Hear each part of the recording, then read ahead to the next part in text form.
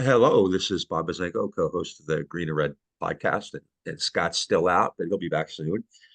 And today, we are really happy to have with us, or I'm really happy to have with me, an old friend and a fantastic scholar, Nathaniel George, who is a lecturer in the Department of Politics and International Studies at the School of Oriental and African Studies, SOAS, which is connected to the University of London, right? Correct. Yep. Yeah. Part of the University of London Federation. Okay, well, and Nate is also an expert on the Middle East generally, but most specifically Lebanon, and that's what we're going to talk about today. We had you on a couple months ago with Eskander Sadiki, and I actually spoke to Eskander a few days ago, and we're going to put that out soon. So what we wanted to do then, and what I want to still want to do, is kind of talk about the Middle East in a more regional context. We hear a lot with reason, obviously, about Gaza and what Israel's doing there, but that's not all Israel's doing, right? It's a much wider war, and it's been at war and conducting these aggressive actions against Lebanon for decades now. But they seem to have really ratcheted up in the last few days, especially after an assassination of a Hezbollah commander, Fuad Shakur, on at the end of July, I believe. So anyway, with all of that, what's been happening the last few months that gives us cause to think that this is only going to become worse, become more aggressive? What has Israel been doing in Lebanon? What is Lebanon's response been? The Lebanese response been, and what's the relationship with Hezbollah and all this?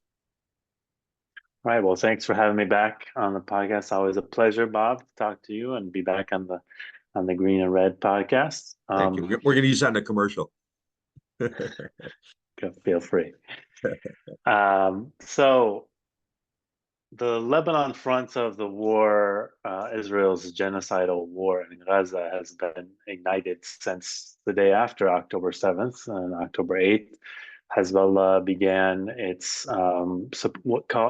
began operations on what it's referred to as a support front. And we talked about this a bit in the last episode.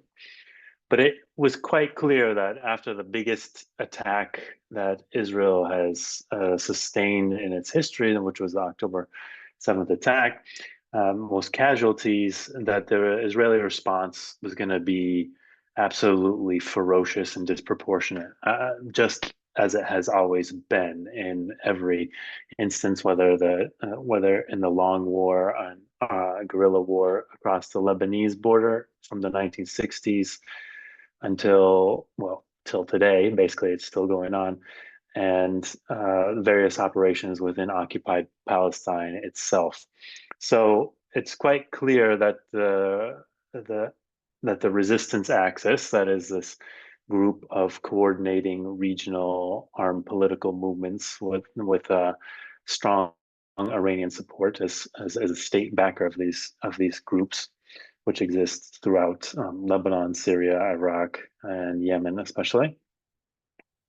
That there had been some coordination, not necessarily with the idea of when October 7th was going to attack, but that they were going to come to each other's aid, and that has certainly played out.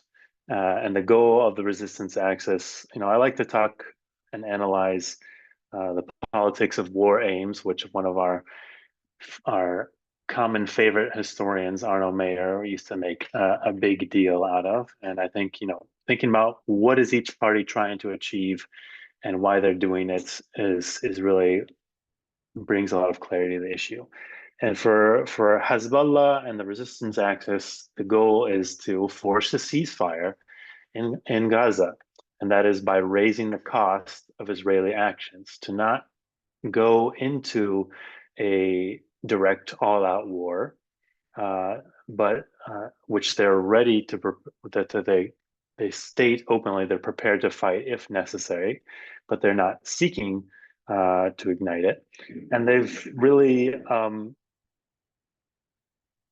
achieved a major historical shift in the last 10 months, in that for the first time ever, Israelis in northern Israel are displaced, have become internally displaced. A security belt has been formed within the territory of Israel for the first time in any of the Arab-Israeli wars. You have to remember that. So 1948 was, of course, the Nakba and the ethnic cleansing of Palestine, the expulsion of nearly 1 million Palestinians, the destruction of 600 villages. Of course, that battle was fought within area that was supposed to go to a Palestinian state, and Israel expanded. The 1956 war was fought in Egypt. Israel invaded Egypt with Britain and France. 1967 war was fought.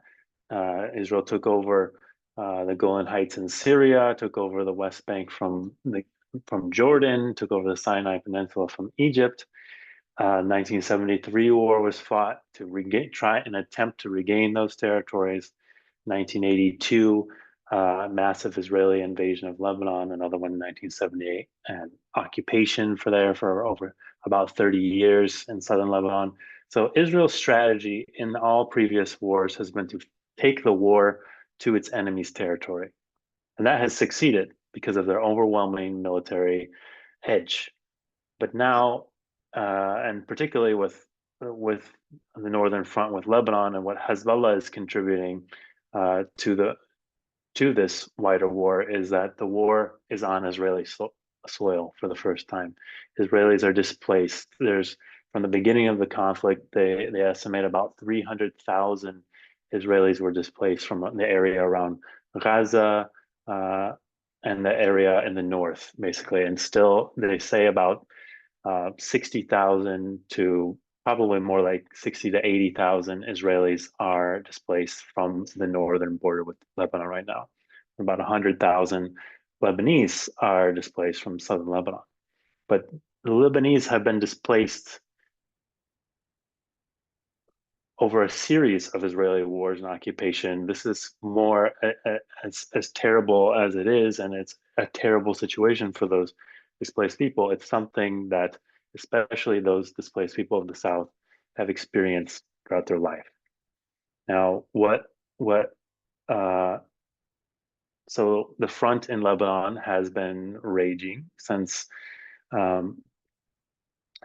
October. It's been simmering, really. It's been a low intensity sort of conflict from Hezbollah's perspective, in that it has established, actually for the first time ever, deterrence.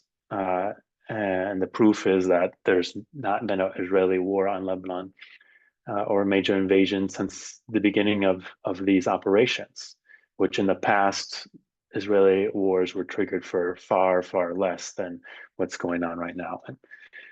Basically, Hezbollah has been attacking overwhelmingly military targets along the border. There's all sorts of Israeli military outposts surrounding the Lebanese southern border, and even some of which encroach upon Lebanese territory. That's internationally recognized.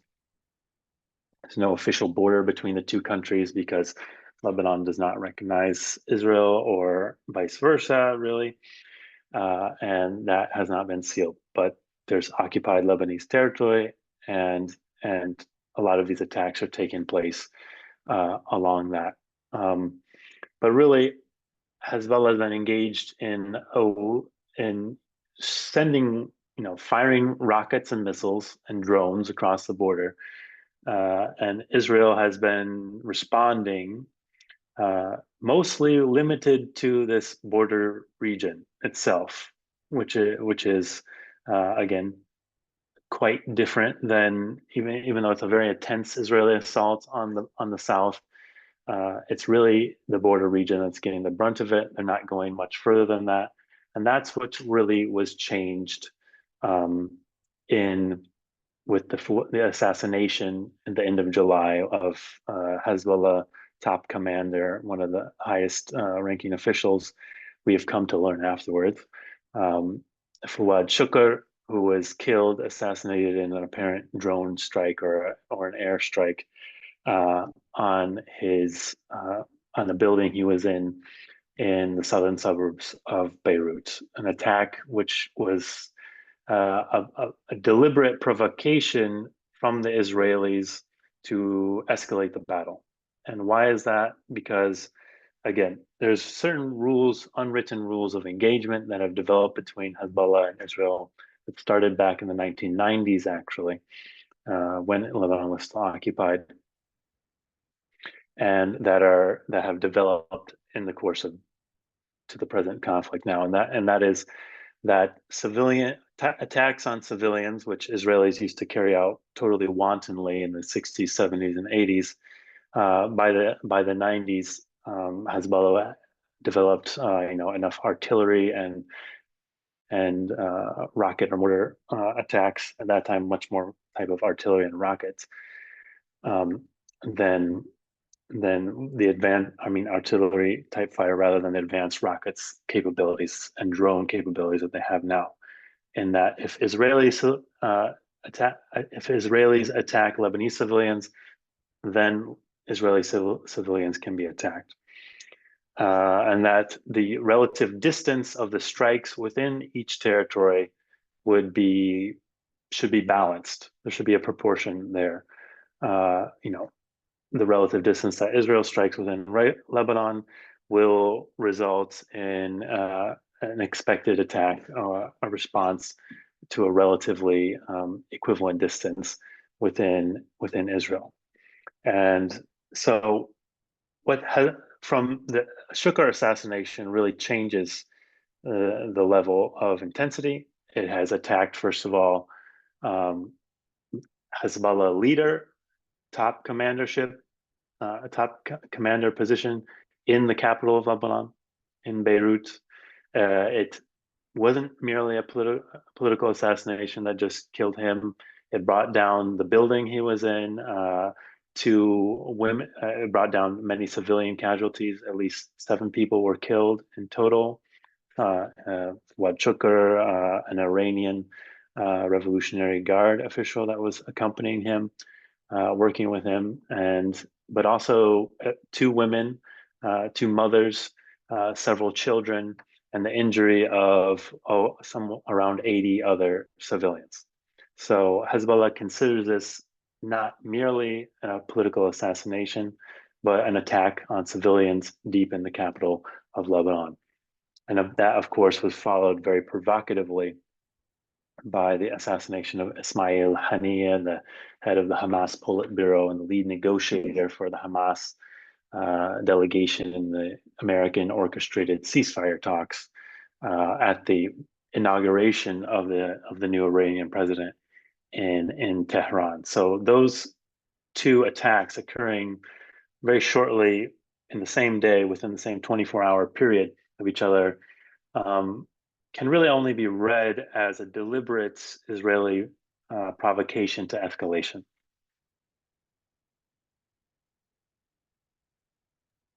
I'm not used to using the mute. I actually wanted to follow through on that because, a second ago you said, why is that? Why is Israel conducting these provocations, which has been going on for some time and escalating?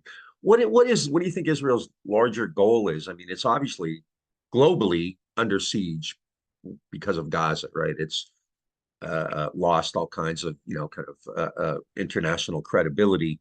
But at the same time, it's expanding and conducting these aggressive operations against Lebanon, against Iran, which could create a huge, conflagration.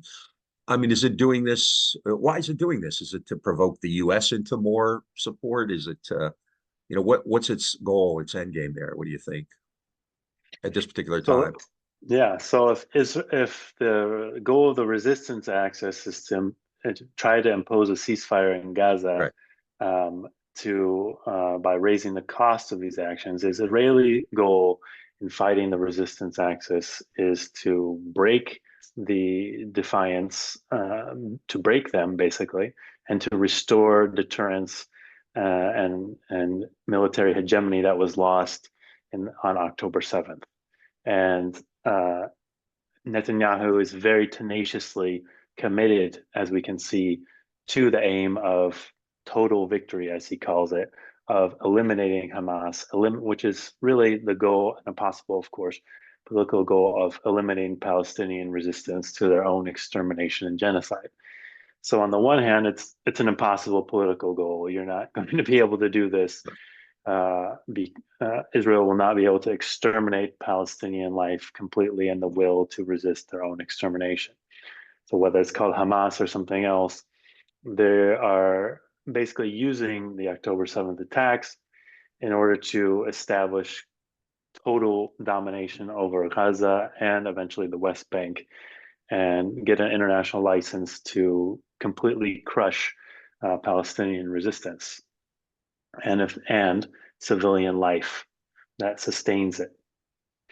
And on the other hand, they weren't expecting that the resistance axis in that especially Hezbollah and the Houthis in Yemen, but also sporadic attacks from the Iraqi factions align part of the resistance axis, and eventually Iran itself, which they drew in.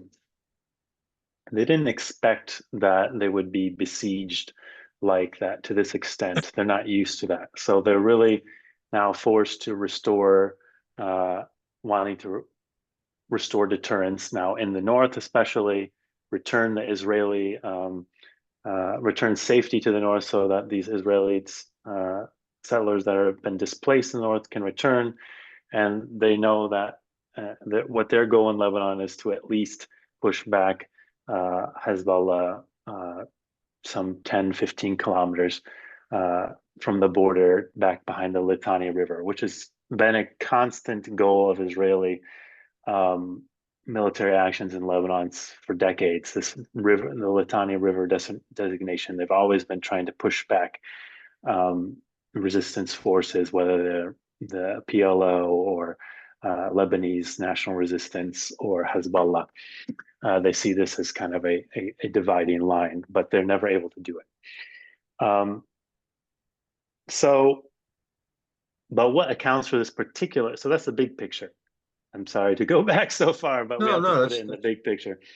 That they see that if the resistance axis is allowed to sustain this war against it, that they will have lost regional dominance and deterrence. So they have to crush it. They have to show that they can stop it. Now, they know that for the first time in the history of the Arab-Israeli conflict, basically, Arab-Israeli war, I should say, that if they are to strike Lebanon with a full-scale war and invasion, that they will pay an unprecedented price within Israel itself. So they are looking to get as much backing as they can, especially from the United States, in helping them because of the development of military capability of Hezbollah since the 2006 war. They know that they failed in 2000. They failed in 2000 itself. They were pushed out of the occupied zone of Lebanon by Hezbollah.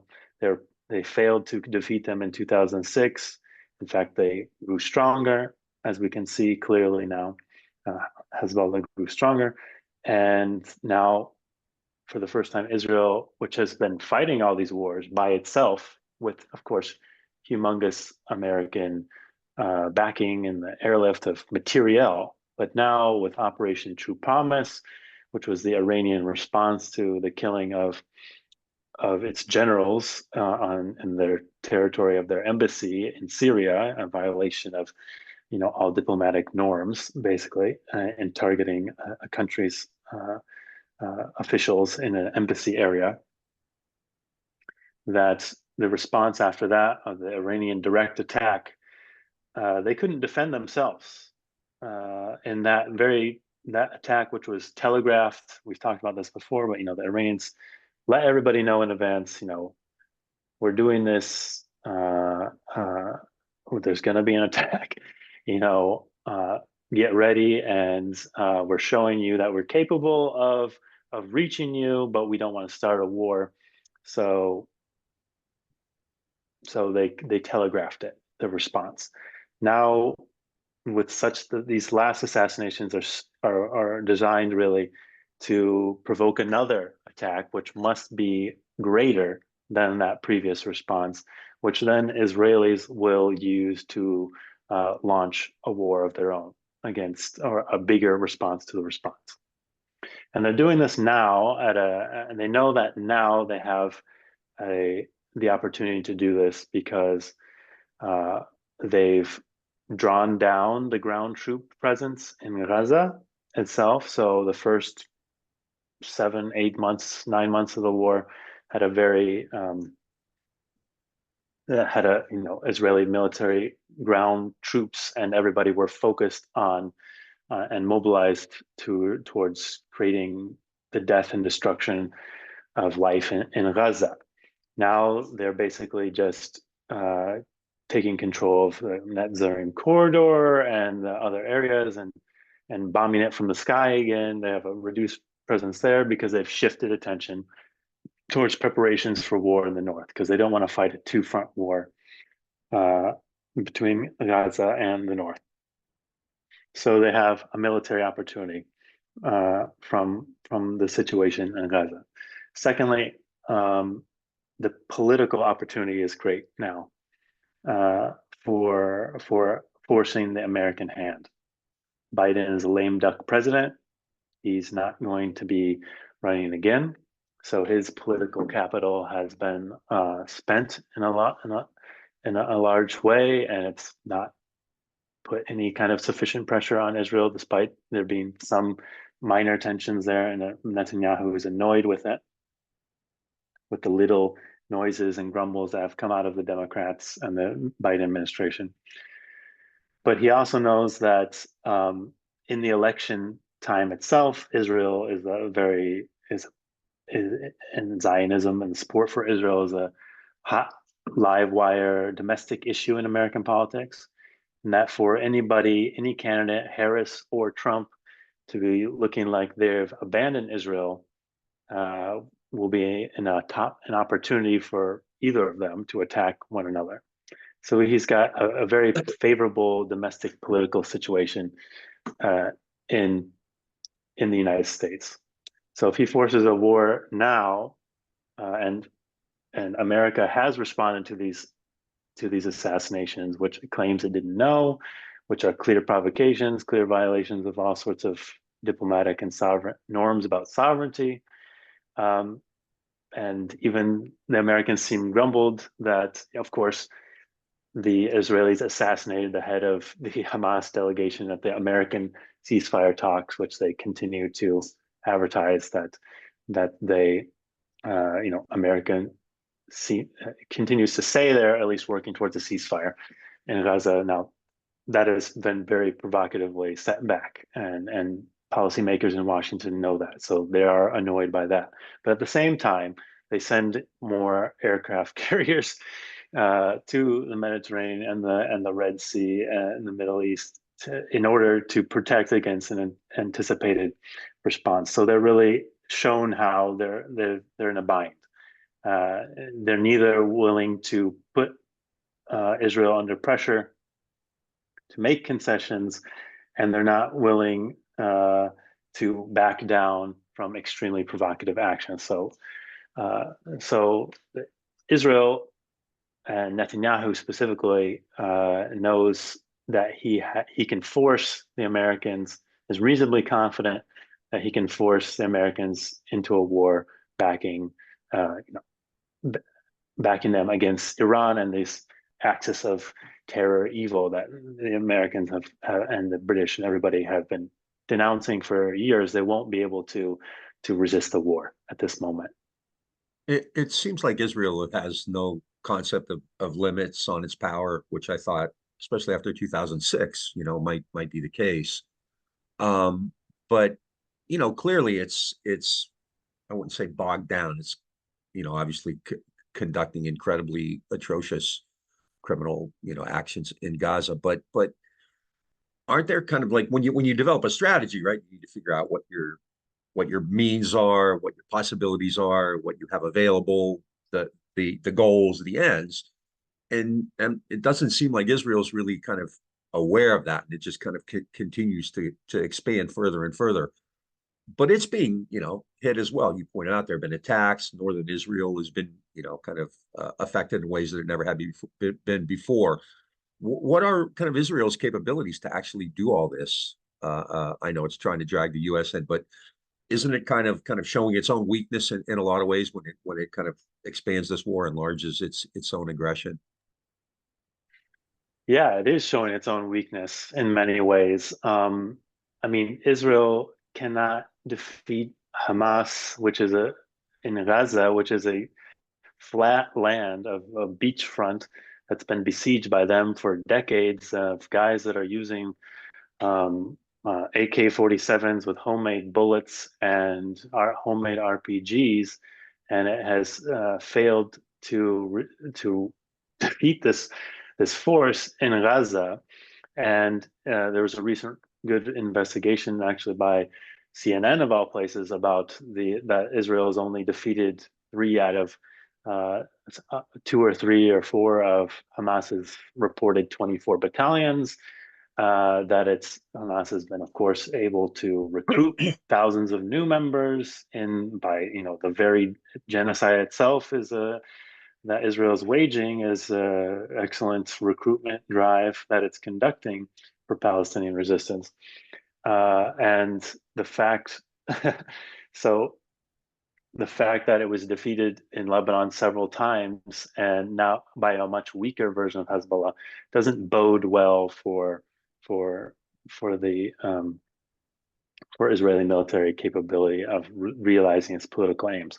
But it also knows quite well that it enjoys international impunity and an absolute lack of accountability.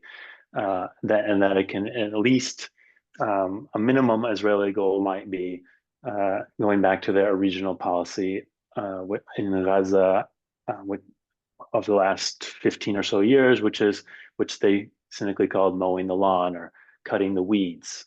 So yeah, we say that we want to completely uproot these military threats to us.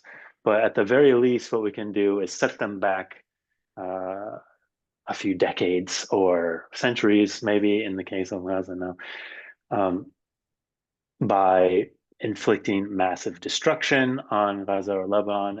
And Lebanon, especially, they want to. It's been a consistent strategy to turn the uh, the rest of the population that isn't part of the constituency for anti-colonial resistance against the resistance. Basically, that was a strategy it pursued in Lebanon openly in the '60s through the '80s during the Lebanese Civil War, International War. There, that it would retaliate massively, trying to stir up civilian hatred against the adventurous forces of the resistance. Quote, and that worked to a certain extent, but it for a little while it stoked serious Lebanese opposition to anti-Zionist resistance. They trained very friendly militias in Lebanon, but those capabilities have really just that whole project has more or less failed in Lebanon. Those the Israeli and American sort of allied militia projects have all been defeated. Even the political coalition uh, that was brought that came together against Hezbollah and the resistance after Syrian withdrawal in 2005. That despite huge Saudi and American investments, that failed, whether peacefully or militarily, to contain the influence and popularity of Hezbollah, and they crumbled basically even in elections against in Lebanese elections. Yeah, so Israel is capable of fighting these wars, but not carrying them to their conclusion, which they want to, of course, bring the Americans to do, um, at least to take it to the level of seriously degrading their adversaries. And they're willing to pay a high price for that, it seems. I mean, they already kind of have paid a high price. It's hard to find, I think, in the U.S. media, about Israeli losses, about attacks and soldiers killed, equipment blown up every now and then. People who you and I both know will send me, kind of video or something like that. But remember, when Mao called the United States a paper tiger during the Vietnam War. I don't know if I go that far, but in a sense, is Israel kind of, playing on borrowed time? What kind of losses have been inflicted on it? What kind of, what's happening to inside Israel, to Israel troops? And I mean that in the sense that, we get this sense that this is a one-sided slaughter, and obviously it is, but Hamas and other groups are fighting back, and Israel's, suffering for it, right? And you're starting to see even inside Israel, not a big one, but some kind of protest against the war, not just, protesting the fact that soldiers who rape Palestinians are being, let off, but real protest against what's happening there. I mean, what's Israel paid? What kind of cost is it incurred so far in this? Because, like I said, in the U.S. media, you don't really see much of that, and I get dribs and drabs of it from elsewhere. Right. Israel has paid an unprecedented cost in That's this important. war. That's important. Yeah. So first of all, we can take the port of Eilat in the Red Sea. It was declared bankrupt over a month ago now, because of the blockade of shipping to Israel by the Houthi forces in Yemen. So that's a huge economic cost. The cost of mobilization, I mean, the population of Israel is 7 to 8 million. That includes Palestinian citizens of Israel. That includes Arab Druze citizens, which the Israelis have, crafted a middle ground as kind of a buffer between the Jewish Israeli and Muslim and Christian Palestinian population. They've deputized them in various ways. So even their full population of 7 to 8 million, they don't have that capability to mobilize them all in a war or anything like that. They have a limited capability for long mobilization.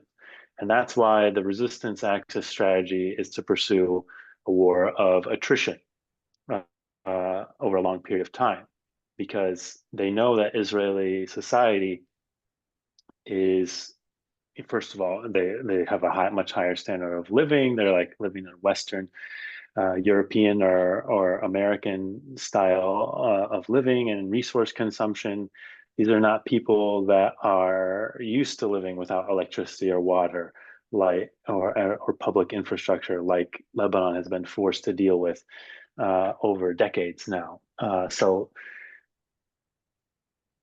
their ability to withstand and to want to stay in this conflict, the resistance axis calculates that is going to be less than their own, basically. And we're already starting to see that. There's an article recently, I think it was in either the Wall Street Journal or the Washington Post, about Israeli reservists discontent, basically, and the their fatigue, basically. These are battle fatigue people. There's only so many sorties that can be run by their Air Force before they get tired, and over 10 months, and this is enacting a huge cost. The value of the Israeli currency, the shekel, has declined some at least 6%, I believe, since the start of the war, and it's dropping. Just yesterday, I was pleased to read that the UK's largest pension fund, the USS, the university's superannuation scheme, my own pension fund, has dropped the some $90 billion of investments in Israel and Israeli bonds specifically. So there's a huge economic cost playing out here. And when Israelis are mobilized for war and fighting for war, they're not able to run their businesses. And you can read lots of articles in the Israeli press about this kind of economic and social fatigue that's setting in.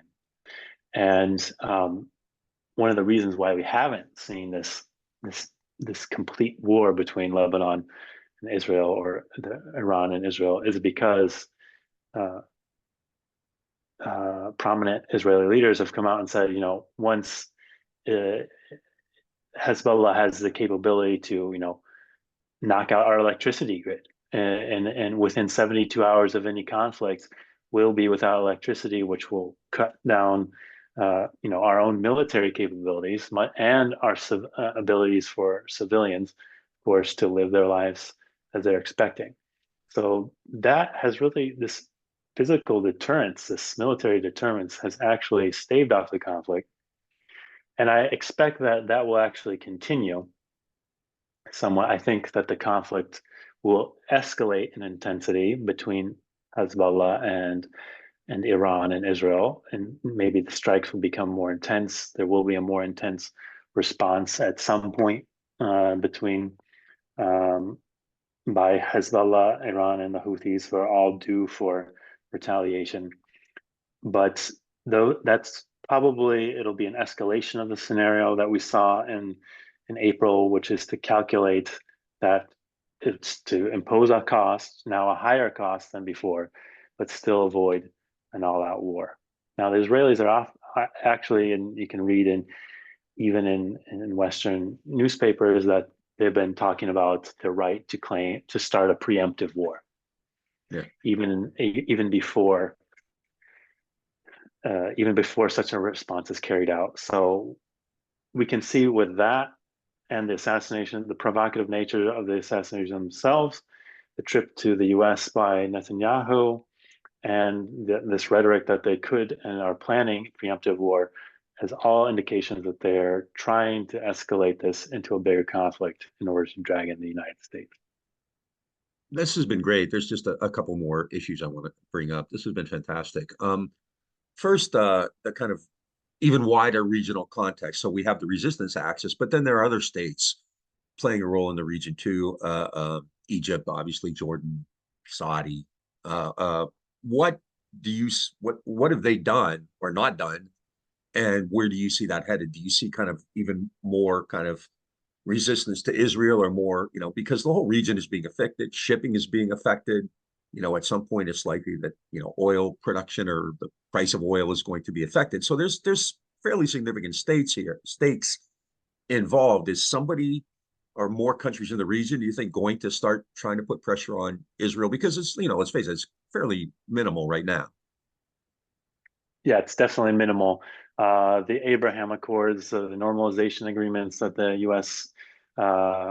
Sponsored and basically bribes, pays these states Both additional ways, right? money. It gives them, Jared got yeah, 2 billion out of it, so exactly. It's good for business yeah. for everybody to join this umbrella, and it's definitely just a quid pro quo thing. But the pro-American states of the region. Egypt, Saudi Arabia, the GCC in general, they're of course silently rooting for for the resistance axis to be pummeled as well, and that's why they haven't broken their relations with Israel. That Saudi has, basically, the idea that the Biden administration's main idea is that they want to conclude a normalization agreement with Saudi Arabia and Israel, and that was um, one of the things that October 7th put a break on. But yeah, so America's Arab clients, and Jordan especially, so Egypt and Jordan are the states bordering Israel that even joined in, especially Jordan, and defending against the Iranian counterattack on Israel, shooting down drones over its airspace. All these states are desperate to keep a lid on a wider war, but they're also happy to see the resistance axis being degraded. But they can't also afford to be so openly blatant about it that they openly acknowledge it. Basically, that they're on the American-Israeli side completely. Now, everybody kind of knows this. They don't do anything about it. There's not, what's going to take to change those domestic and foreign policies of those states is a lot, and it's probably not going to change anytime soon. But it also explains the determination of both Israel and the resistance axis to continue this fight, is that if Israel wins, it'll be a huge blow to the resistance axis state and a huge victory for America, its Arab client states, and Israel. In the most recent speech of Hassan Nasrallah, he talked about this a bit more. He said, "What's at stake, and what we're aiming to do is not to defeat Israel in the final battle. What we're trying to do is to prevent it from succeeding in its goals of crushing resistance." So it's a defensive. They see it as a defensive operation, which is maps on exactly to the Israeli perception that what they need to do is crush the coordination and the capabilities of the resistance axis in Palestine and the wider states. So it's a battle that all forces, whether resistance axis, pro-American Arab states, Israel, and the United States, they see it as a battle for the fate, for the shape of the region, and they're willing, and no side is now seeing that it is necessary to back down, and everybody also sees victory within potential reach. So this kind of war of attrition is probably going to continue for quite some time. That's the scariest part, because Gaza isn't really Israel's end game. New settlements aren't really its end game. It's bigger than that, and I'm not sure that most of us have that kind of sense. And like I said, the U.S. media doesn't really talk about this stuff very much. Finally, since this is kind of what both of us know best, well, you know, the Middle East obviously much better, but I'll talk a little bit about the United States and U.S. foreign policy, since that's kind of, you know, a lot of what we both do. And you mentioned earlier how the U.S. has been such an overwhelming supporter.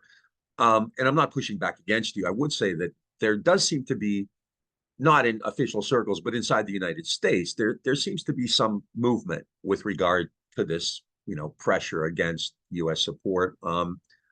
You know, Biden's debate performance obviously sealed his fate, but he was pretty weak and vulnerable since October 7th, because this like huge response in the United States, campus protests, the encampments, and things like that. And then, you know, if you believe reporters from these major, like Wall Street Journal, Washington Post, Shapiro's, full-throated support of Israel. He was I volunteered for the IDF. He was in the IDF, but not the U.S. military, right?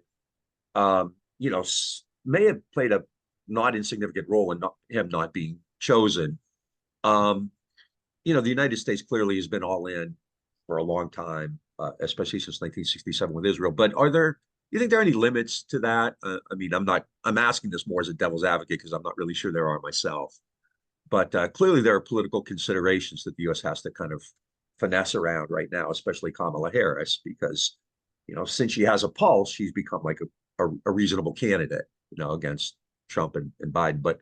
And I'm not expecting her to denounce Israel. Obviously, nothing like that's going to happen. But do you think there's a chance that there could be some kind of back scenes movement now for the U.S. to kind of put some pressure on Israel?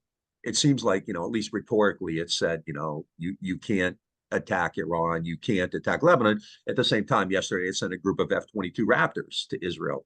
And, you know, about a month ago, it sent, after, you know, Biden condemned Netanyahu, he sends him $18 billion. And then Netanyahu comes to Congress and, you know, gets this disgusting response from everyone except Rashida Tlaib, right?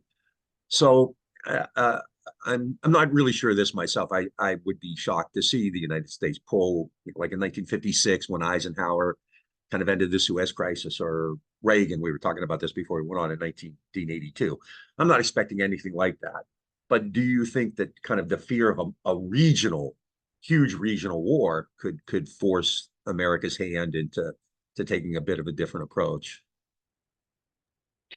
I think there is a chance, yes. I think it's maybe a long shot and it's a dim chance, but I think probably the fear of the real strategic difficulties that will come for America and its allies and its network of client states in the Middle East, that the regional war is the only pressure that will probably force the United States Yeah. or Israel or its allies to rein in and to stop. And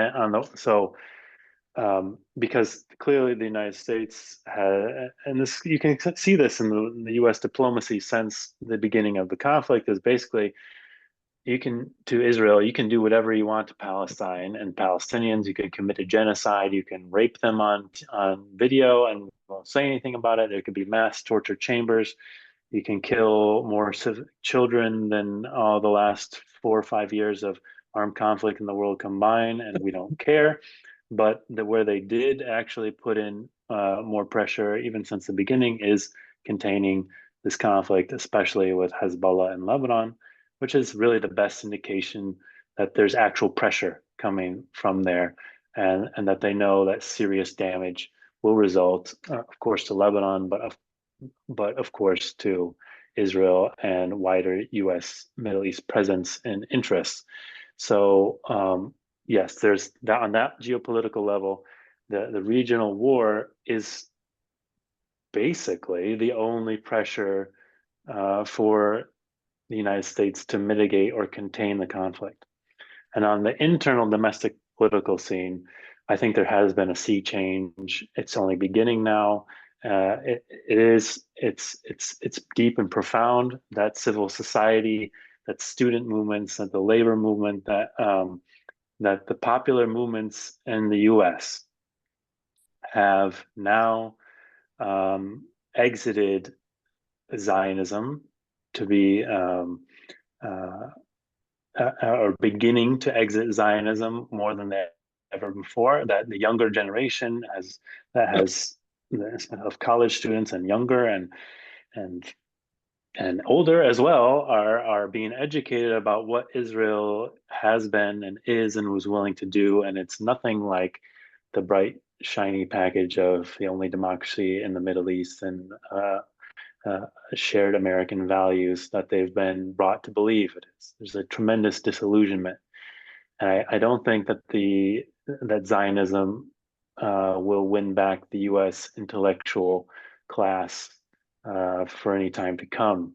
That's why the attacks against intellectuals and policing those boundaries are more intense than ever before. But I think they're beginning to lose the battle for the first time, and that is unfortunately not reflected in our oligarchic, undemocratic, political system.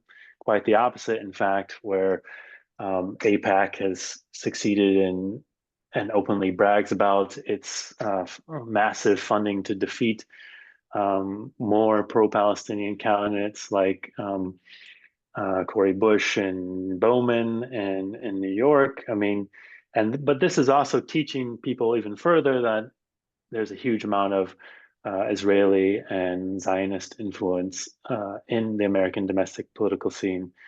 And as long as the horrors in Palestine keep continuing, and they just seem to be getting worse by the day and more absurd, in the long term, we are seeing the beginning, I think, of the end of support for Zionism, as Ilan Pappé, great Israeli historian, has been analyzing for the last 10 months now.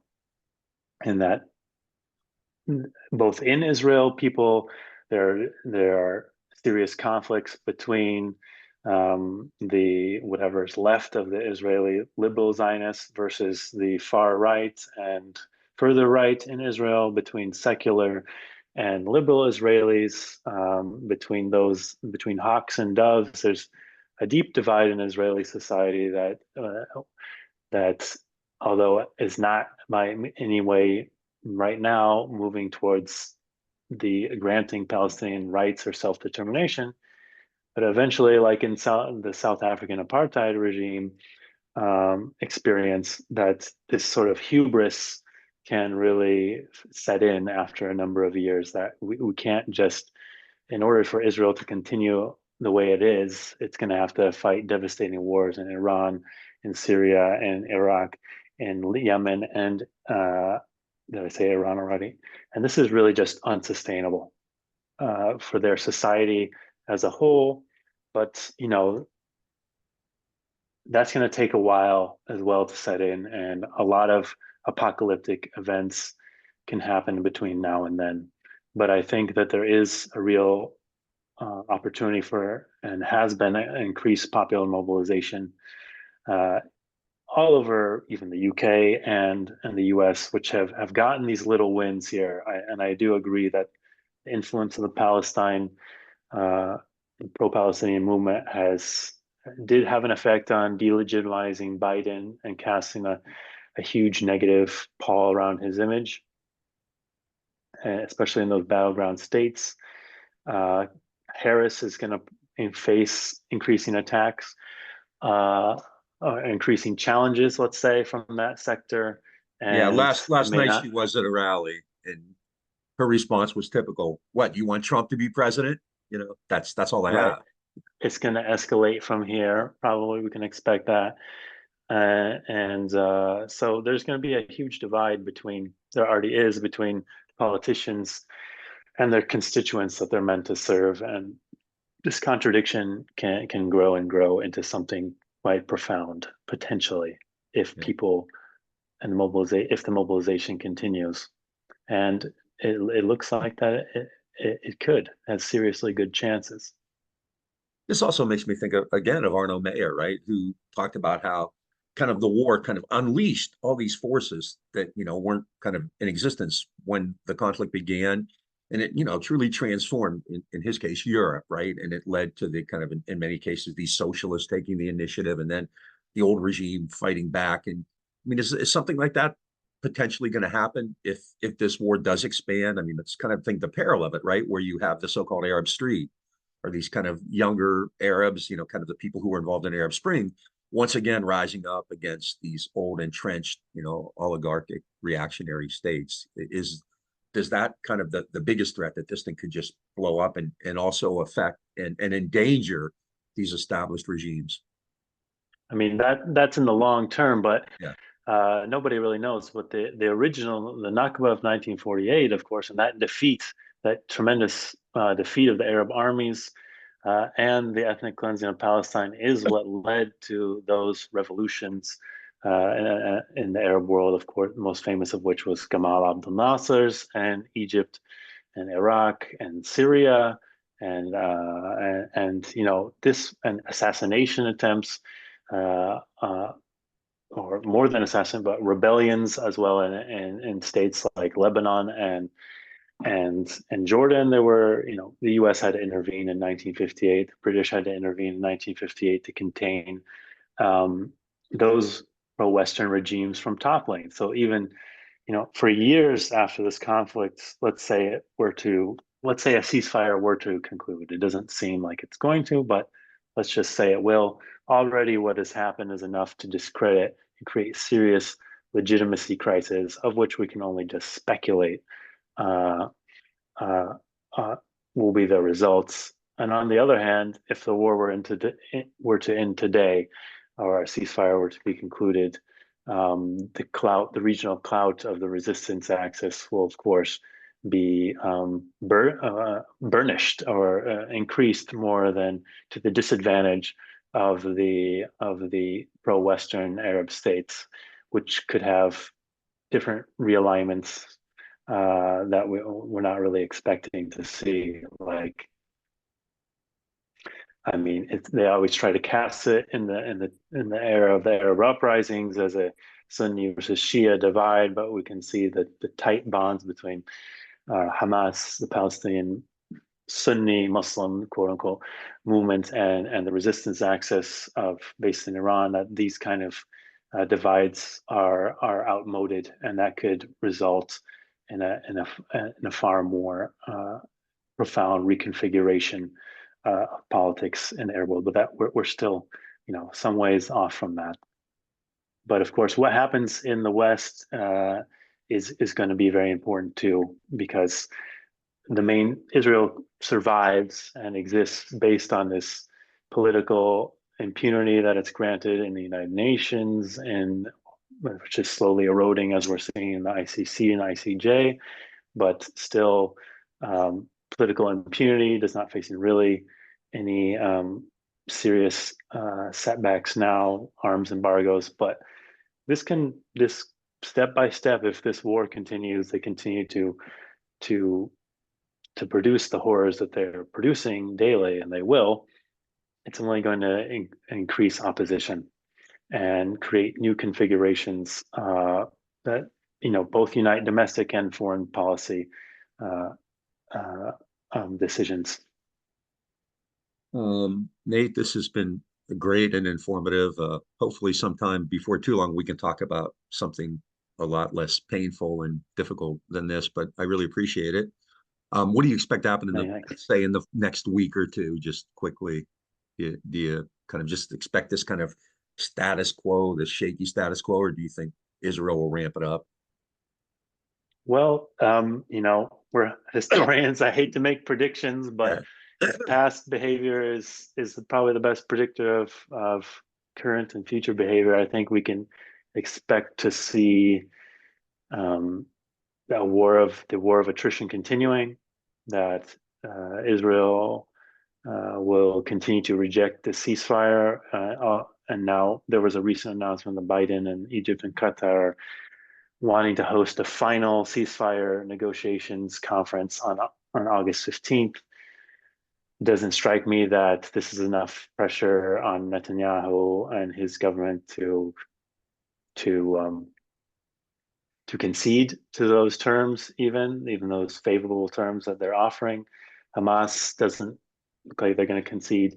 They clearly probably won't. They elected Sinwar as the leader, a much tougher negotiator probably than anybody in the past. The resistance axis response will probably come within the next few weeks as well, which will likely, I think as I said before, I expect it to be a more a response that's a bigger one than previous operations and than Operation True Promise by Iran and previous Hezbollah strikes, but one that will not probably result in an all-out war, although it might result. Whatever happens next will come from the Israeli response, which will probably be an escalation to a new level of conflict that we've seen in the past, but while at the same time avoiding a really full all-out war. Well, that's fairly sobering, but based on what we've seen, probably likely. Nate, I really appreciate this. This has been Nate George, who's a professor in the Department of Politics and International Studies at SOAS, the School of Oriental and African Studies at the University of London, and always appreciate it. Unfortunately, we'll probably find the need to talk again in a few months, but it's been great having you on previously too. And as I said, I had talked to I talked to a scander a couple of days ago, and we'll put that out. I'm trying to do more stuff on the kind of the external outside of Palestine, exo-Palestinian role in the Middle East. So this has been fantastic. I really appreciate it. Thanks. Thanks for having me. It's been great talking to you as usual, and look forward to the next time in the future. Yeah, this has been Green and Red Podcast. I'm Bob Bazenko. Scott's away, but we'll be back together again soon. Check us out on social media. I think it's greenandredpodcast.org is our website. I probably should know that. And you can go there and get all kinds of information about our shows, and we're on YouTube and all the various podcast platforms. And we try to do stuff that isn't being covered elsewhere like this, right? When you hear about the Middle East, the areas outside Palestine aren't nearly as well detailed. So we try to do that with guests like you. It makes it a lot easier. So really appreciate it. Thank you all. Go out there, have a good weekend, make trouble, and stay safe. Thank you. You too.